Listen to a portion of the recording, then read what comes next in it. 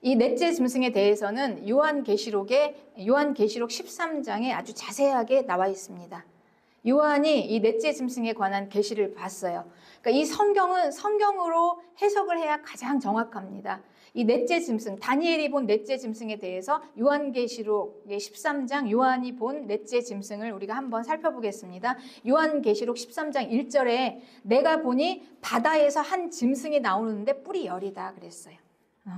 그리고 머리가 7이다. 바다에서 나오는 짐승. 근데 그 뿔에는 10 왕관이 있고 그 머리들에는 신성 모독하는 이름들이 있더라.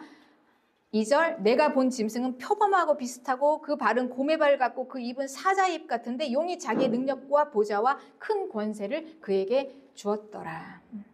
그러니 요한이 본 이 넷째 짐승은 지금 바다에서 나오고 있는 다니엘이 본 네 짐승하고 같은 지금 환상인데 이 마지막 넷째 짐승이 나오는 모습이에요. 그러니 이 바다에서 뭐가 나오냐? 마지막 제국이 나오는 것입니다. 마지막 제국이 나와요. 그런데 이 마지막 제국은 지금까지 있었던 이 세상 역사 속에 있었던 제국들을 다, 그 성격들을 다 가지고 있는 그 나라예요. 그런데 그 나라에는 10뿔이 있었는데 거기에는 신성 모독하는 이름, 하나님을 모독하는 이름들이 있었다 그랬죠. 그리고 용이, 마귀가 자기의 권세, 능력, 보좌까지 큰 권세를 다 그 마지막 제국에게 주었다 그랬어요. 그러면 이제 우리는 이 말씀에서 이제 마지막 때에 이제 베일이 벗겨지는 거예요. 세상 나라 제국의 정체가 드러나는 것입니다. 그 제국은 무엇인가? 하나님을 대적하는, 마귀가 권세를 준, 마귀의 큰 보좌까지 내어준. 그러니 이게 무엇입니까? 우리가 이 세상에서 살아가는, 이 세상 제국에서 살아가는 것 자체는 바로 영적 전쟁이다. 인생은 영적 전쟁이다라는 걸 우리는 알아야 합니다. 그리고 마지막 제국을 왜 이렇게 자세하게 설명할까요? 하나님 나라와 이 마지막 제국의 역사에 꼭 필요한 부분이기 때문에 우리에게 꼭 알려주시길 원하는 겁니다. 왜냐하면 영적 전쟁이니까. 영적 전쟁은 교회가 알아야 하는 것입니다. 그러니 이 마지막 제국 오는 이 세상은 교회가 반드시 알고 있어야 돼요. 어떤 형태로 오게 될 것인가를. 영적 전쟁이니까. 그야말로 영적 전쟁 아닙니까? 마귀와의 싸움이에요. 성도들, 그 대상은 바로 성도들입니다. 그래서 이 다니엘서와 요한계시록을 통해서 이 마지막 제국을 하나님께서는 우리에게 계시를 해주셨어요. 교회들에게 주신 계시예요. 교회들에게 이 계시를 주셔서 교회는 반드시 알아라. 어떻게 분별해야 하는가? 어떻게 준비해야 하는가? 영적 전쟁이다. 그냥 대충 흘러가는 대로 살면 안 된다는 거예요. 그래서 우리가 그냥 죽기 살기로 왜 인생을 영적 전쟁이기 때문에 내가 왜 이렇게 피곤하게 살아야 되고 공고하게 살아야 되나? 내가 그냥 하고 싶은 대로 편하게 살면 되는데 왜 이렇게 살아야 되나? 영적 전쟁이다라는 것입니다. 다니엘이 본 이 마지막 짐승, 넷째 짐승에게는 10뿔이 있었습니다.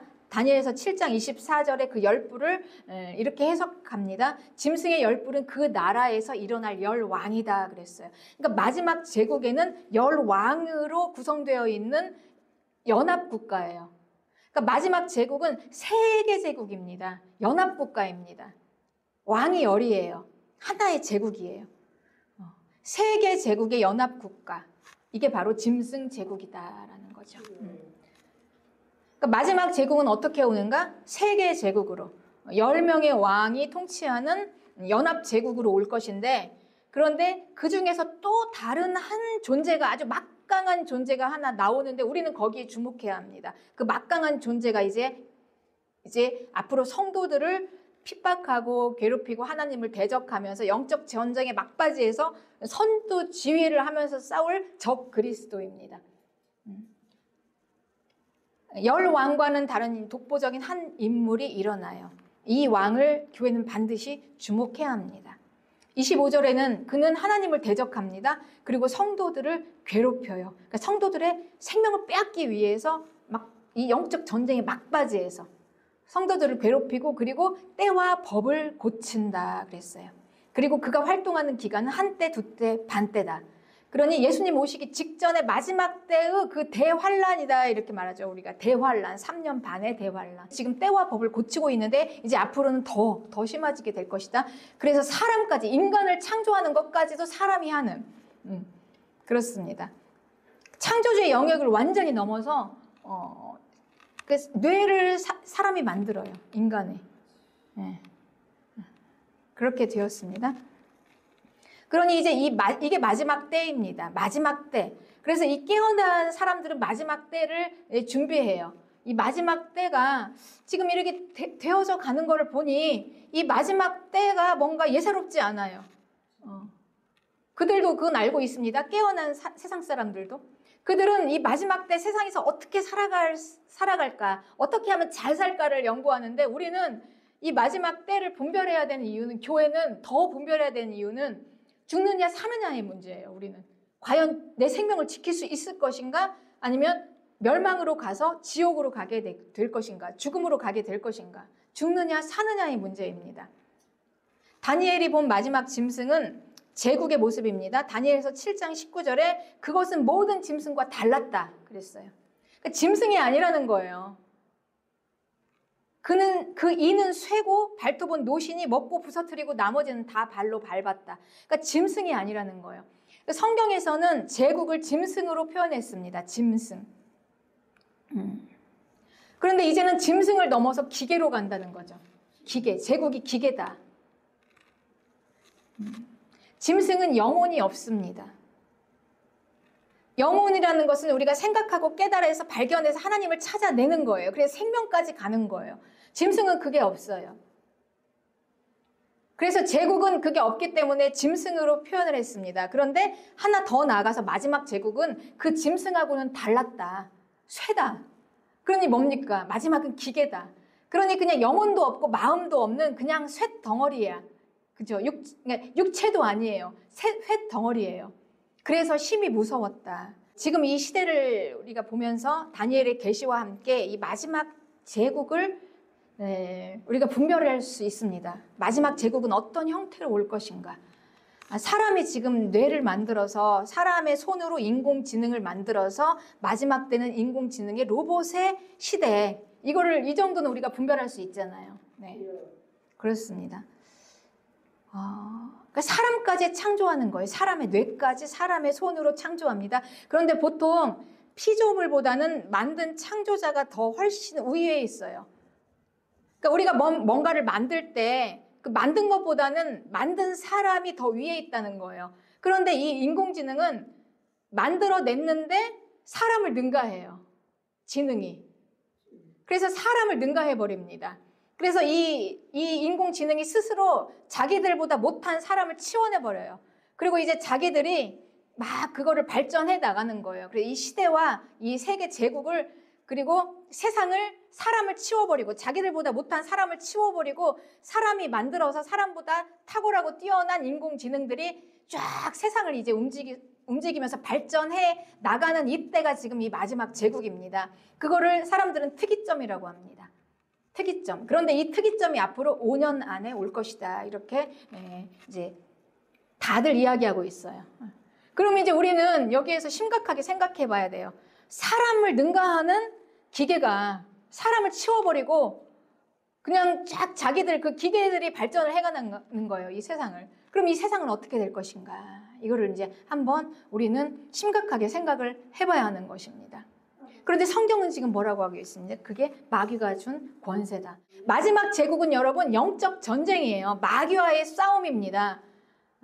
그런데 우리는 무엇으로 싸웁니까? 생명으로 싸우는 거예요. 생명으로. 생명 지키면서 싸우는 거예요. 생명 빼앗기고 이기고 죽으면 우리는 지는 거예요. 그래서 이 생명을 가지고 있는 교회에게 예수님께서는 지옥의 권세가 이기지 못하는 교회. 이 교회의 권세가 제국의 아무리 큰 힘이라도, 인공지능의 사람을 능가하는 그 지식이라도, 그리고 마귀의 마지막 제국에 아무리 강한 힘이라도 교회가 이깁니다. 성도가 승리합니다. 이게 바로 성경이 우리에게 주신 진리입니다. 여러분 이 진리를 믿으시기 바랍니다. 여러분 모든 생명은 교회에게 있고 이 교회가 이깁니다. 교회는 승리합니다. 그래서 이 마지막 이 제국을 예수님께서 우리에게 요한계시록을 통해서 이 계시를 주신 이유는 마지막 제국이 이러니까 준비해라. 그것도 있습니다. 그리고 마지막 제국이 이러니까 너희들 두려워서 벌벌 떨라가 아니에요. 마지막 제국은 이런 식으로 오니까 너희들이 준비해라로 있지만 거기서 끝이는 게 아니에요. 이 요한계시록의 핵심 주제는 교회는 반드시 승리한다. 교회는 승리했다. 교회는 승리하니 승리하는 곳으로 들어와라. 교회로 들어와라. 승리해라. 승리해라. 승리한 성도들입니다. 그리고 승리한 교회. 이미 승리했다.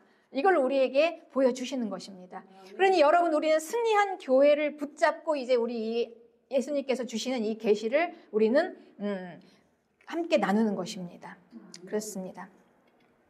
마귀의 목적은요, 자기가 할 수 없는 것, 아무리 자기가 진짜를 넘어서서 위조를 하고 모조를 해서 그냥 가짜로 만들어서 그럴듯하게 그냥 1급 명품처럼 똑같아요.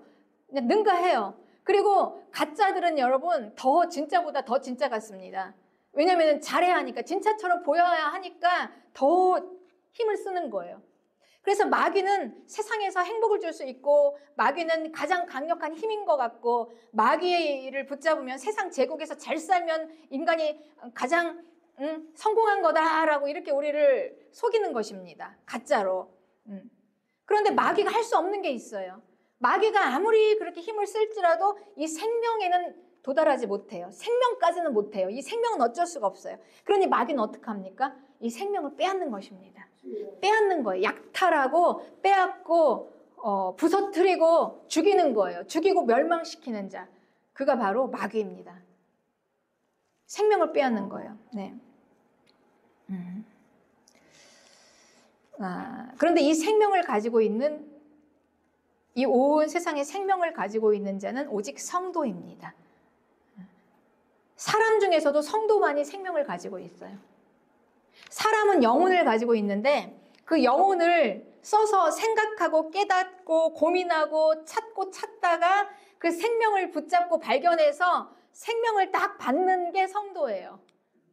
사람이라도 영혼이 있어도 이 생명을 받지 못하면 그는 생명을 가진 자가 아닙니다. 그러니 성도만이 생명을 가지고 있어요. 그러니 마지막 제국에서 마귀가 공격하는 대상은 바로 성도입니다. 그러니까 마귀는 성도와 싸우는 거예요. 성도와 싸우는 거예요. 그러니까 마지막 제국은 바로 주인공은 성도입니다. 성도가 마귀가 공격하는, 뭐 세상 사람들은 뭐 AI 시대, 인공지능의 시대, 뭐 특이점, 어떻게 하면 이 땅에서 잘 살까 이런 것만 연구하는데, 이 진리는, 이 모든 포커스 초점은 이 마귀는 성도에게 맞춰 있다. 그들의 생명을 빼앗으려는 거다. 이게 목적이 분명합니다. 그러니 주인공은 누구냐? 교회. 그러나 그 교회는 승리한다. 그래서 이 요한계시록의 이미 결론부터 얘기하자면 요한계시록의 주인공은 승리한 교회입니다. 생명 가진 교회. 그러니 생명을 반드시 붙잡아야 한다. 생명을 빼앗기지 말아야 한다. 그래서 우리는요, 우리 믿음 생활은, 하나님의 말씀은 지식만 가지고 안 되는 거예요, 여러분. 지식만 가지고, 내가 아는 것만 가지고 안 되고, 그냥 깨닫는 것만 가지고 안 돼요. 그 아는 말씀, 우린 영혼이 있기 때문에 좋은 말씀을 들으면 그냥 깨닫습니다. 아, 참 좋다. 맞지. 옳은 말씀이다. 이것만 가지고는 안 되는 거예요. 아, 좋다. 정말 맞다. 하다가 이제 짐승을 경배하게 되는 것입니다. 마귀를 경배하게 되는 것입니다. 그러니 신앙생활은 지식만 가지고 안 돼요. 무엇입니까? 생명이에요. 생명. 내 안에 생명이 있나? 내 안에 생명이신 예수 그리스도, 그분이 내 안에 있고 하나님의 말씀이 내 안에 있고 성령님이 내 안에 계시나? 그래서 그 말씀에 순종할 수 있게 되는가? 이게 생명입니다, 여러분. 생명은 말씀에 순종하는 거예요. 그 말씀이 그냥 내 안에 있는 것만 가지고는 안 돼요. 이건 지식입니다. 지식을 가지고 있습니다. 그러나 이 지식이 생명이 되게 하기 위해서는 우리가 말씀이 되어야 하는 거예요. 내가 하나님의 말씀이 되어야 해요. 내가 하나님의 말씀과 일체가 돼서 하나가 되려면 그 말씀을 행해야 하는 것입니다. 순종 없이는 죽었다 깨나도 안 돼요. 그런데 이 순종은 어떻게 하는 것입니까? 내 헌신 없이는 안 돼요. 내가 깨어지지 않으면 안 되는 거예요. 내가 죽기 살기로 내가 죽고 내가 깨어지고 내 거 다 버려지고 그래서 우리가 믿음 생활이라는 거는 그냥 내가 하고 싶은 대로 원하는 대로 좋은 길로 찾아가서 할 수 있는 건 절대 안 돼요, 여러분. 그러니 우리가 내가 말씀이 되기까지 내 안에 생명이 들어와서 우리는 생명 받았다 그러면 그게 끝인 줄 알고 좋아합니다. 그냥 받았다. 그런데 그 생명이 내 생명이 되어야 되잖아요. 내가 하나님의 말씀이 되려면, 내가 그 말씀에 순종하려면 지금까지 내가 있었던 모든 습관 고치고 모든 생각 다 바뀌고 죽음을 한번 통과해야 되는데, 내가 그 생명 얻기 위해서는 내가 죽어야 되는데 얼마나 처절한 고문과 같은 이 아픔과 고통을 통과해내지 않고는 그 생명을 받을 수가 없는 것입니다. 예. 그래서 오늘 하루 내가 얼마나 어떻게 살아왔느냐, 이게 이제 마지막 내가 죽느냐 사느냐의 문제인 거예요. 그러니 내 생활 습관, 그리고 내 이 생활 고치는 거, 이런 거 여러분 잔소리가 아니에요. 제가 아까 한 얘기가 이게 잔소리가 아니라, 오늘 내가 여기서 내 습관 고치고 내가 그냥 여기서 그냥 쭉 빠져나와서 새롭게 새 생명으로 쭉 나오지 않으면 여러분, 우리는 마지막 날 생명 얻기 힘들어요. 네, 그렇습니다. 그래서 급기야는 이 거짓 선지자는 우리에게 표를 받게 합니다. 우상을 경배하게 하고 이 종교적인 사기꾼이죠. 그러니 그리고 하나님의 말씀을 거짓으로 전하는 예언자예요. 위장한 예언자, 가짜 예언자들. 그러니 그가 이제 아주 설득력 있게, 그렇듯 아주 지적이고 이 지식적이고 아주 정말 오묘하고 정말 그냥 기가 막힌 말로 다 사람들을 다 속여서 짐승을 경배하게 하고 또 표를 받게 합니다. 그럼 거기 넘어가지 않을 사람이 없어요. 다 넘어가요. 표를 받아요. 다 넘어갑니다. 거기에는 이제 교회도 들어가고 성도도 들어가고 그렇습니다. 그래서 예수님께서는 택하신 자들, 이 때를 감하지 않으면 택하신 자들까지도 위험하다 할 정도로, 그냥 아무도 빠져나갈 수 없을 정도로 그렇게 설득력 있게, 한마디로 표를 받으면 이 표는 칩입니다. 칩. 영어로 칩이에요. 이 칩이 그냥 이렇게 받는 게 아니라 이 몸 안으로 받는 거예요. 이식이 되는 거예요. 몸 안으로 이식이 돼서 마귀의 것이 되는 것입니다. 마귀가 통제하는 마귀의 것이 되는 거예요. 완전히. 그렇습니다. 그러니 이제 우리가 표를 받고 마귀의 것이 되어버리면 더 이상은 끝인 거예요. 거기서. 그러니 표를 받지 말아라 라고 말씀하시는 것입니다. 표를 받지 않는 믿음이 되기 위해서 우리가 이제 생명을 받으려면, 오늘 여기서부터 우리가 믿음 지키지 않으면, 오늘 이 자리에서부터 내가 나를 그냥 죽이면서 그냥 막 생명으로, 하나님의 생명으로 쭉 뻗어서 나오지 않으면 이때 표를 누가 안 받겠습니까? 여러분, 누가 장담할 수 있겠습니까? 생명이 있어야 돼요, 내 안에. 내 안에 생명 빼앗기지 않고 생명 꼭 붙잡고 있으려면 내가 말씀이 되어야 합니다. 하나님의 말씀이 되어야 해요. 우리의 모든 생명은 좁은 길에서 나옵니다. 우리의 진짜 생명은 좁은 길에서 나와요, 여러분. 이 좁은 길을 통과하면서 내가 깨지고 생명 얻을 수가 있어요. 네. 생명은 하나님의 임재하심이에요. 내 안에서 임재하심. 내 속에 하나님이 계시는 거. 내 안에 하나님이 계십니다. 성경은 우리에게 이제 이렇게 말씀하세요. 그러나 심판이 시작되면 그는 권세를 빼앗기고 완전히 멸망한다. 그러나 심판은 시작된다. 하나님은 심판하신다. 분명히 심판의 때가 있다. 그때 나라와 권세와 온 천하 나라들의 위세가 지극히 높이신 이의 거룩한 백성에게 붙임바 되리니 그의 나라는 영원한 나라다. 모든 권세 있는 자들이 다 그를 섬기며 복종하리라. 그리고 성도들은 나라를 얻으리라. 그들의 나라를 얻으리라. 그들의 나라를 얻으리라. 이걸로 끝납니다. 다니엘의 마지막이. 성도들은. 그리고 요한계시록에서는 그렇게 얻게 되는 하나님의 나라를 우리에게 너무나 자세하게 보여주세요. 성도들의 나라. 성도들은 나라를 얻게 된다. 그동안에는 성도들은 제국 안에서 핍박당했어요. 성도들의 나라가 아니에요. 자기 나라가 아니니까. 여러분, 자기 나라가 아닌 곳에서 포로로 끌려가서 노예로 사는 그 인생 얼마나 공고합니까? 우리가 일제강점기 때에도 얼마나 많은 서름을 당했습니까? 우리의 꽃다운 언니, 누나, 소녀들이 다 끌려가서 그 처참하게 다 어려움을 당하지 않았습니까? 그리고 지식인들, 좀 쓸만한 사람들은 다 그냥 해서 공부도 못하게 그냥 다 막아버리고, 그렇게 서름이 없었어요. 나라 없으면. 우리가 이 제국 안에 들어와서 자기 나라가 아닌 곳에서 성도들이 그렇게 고난을 당할지라도 결국은 급기야는 성도들이 나라를 얻게 될 것이다. 자기 나라를, 예수님의 왕국, 그 나라로 들어가서 영원한 나라, 영원. 성도들이 통치할 것이다. 성도들이 통치하는 나라. 네. 그래서 계시록 19장 11절에는 나라들이 쫙 그 나라가 내려오고 그 나라를 얻게 되는 장면이 나와요. 19장 11절에 그의 이름은, 그 왕의 이름은 충신이고 진리래요. 진리, 진짜. 그리고 하나님의 말씀이래요. 그분은 만왕의 왕 예수 그리스도, 우리 왕. 우리는 예수 그리스도가 왕이 되시는 그분의 왕국으로 들어갈 것입니다. 그게 우리 나라예요. 그리고 20절에 짐승과 거짓 선지자는 불못에 던져진다. 이렇게 요한계시록에서는 이 다니엘의 계시를 이렇게 설명해주고 있습니다. 그렇습니다. 그래서 여러분, 이 계시는 우리가 반드시 알아야 해요. 오늘 우리가 이 계시의 말씀을 이제 받았으면 우리는 오늘부터 시작하는 것입니다. 내 생명 지키는 게 여기서부터.